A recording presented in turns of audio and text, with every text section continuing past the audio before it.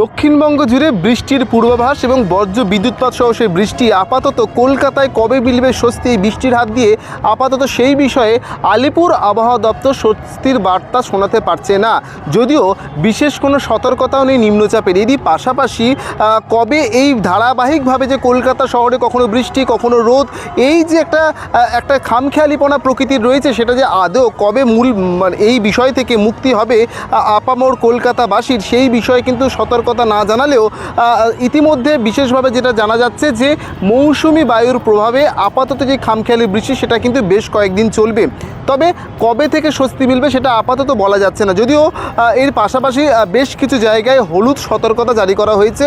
কলকাতা সহ পার্শ্ববর্তী যে জেলাগুলি রয়েছে সেই জেলাগুলিতেও কিন্তু বৃষ্টিপাত হবে এবং সেটা কিন্তু বজ্র বিদ্যুৎপাত সহ বৃষ্টিপাত। তবে দক্ষিণবঙ্গে যেভাবে বৃষ্টিপাত হচ্ছে উত্তরবঙ্গেও কিন্তু এই ধারা বজায় থাকবে। তবে সোমবারের পর থেকে পরিস্থিতি কিছুটা উন্নতি হবে বলে কিন্তু জানাচ্ছে পুরো আবহাওয়া দপ্তর।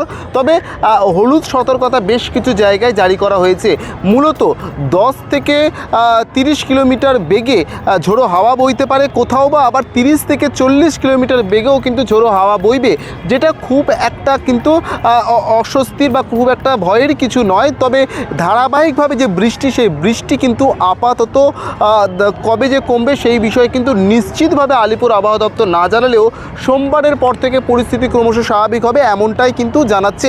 এবং উত্তরবঙ্গে বেশ কিছু জায়গা কালিম্পং, জলপাইগুড়ি, কোচবিহার এই জেলাগুলোতে আপাতত বৃষ্টি হবে এবং সেই জায়গায় বৃষ্টির পরিমাণও ক্রমশ বাড়তে পারে এমনটাই জানাচ্ছে। সব মিলিয়ে কলকাতায় কখনো বৃষ্টি, কখনো বা আবার রোদের দেখা মিলছে, কখনো বা আবার মাঝে মাঝে আবার মেঘাচ্ছন্ন আকাশ, এবং তার ফলে কিন্তু গোমট গরমও কিন্তু সাধারণ মানুষ অস্বস্তি হচ্ছে। সব মিলিয়ে এই ধারা আগামী সোমবার পর্যন্ত বজায় থাকবে বলে জানাচ্ছেন আলিপুর আবহাওয়া দপ্তর।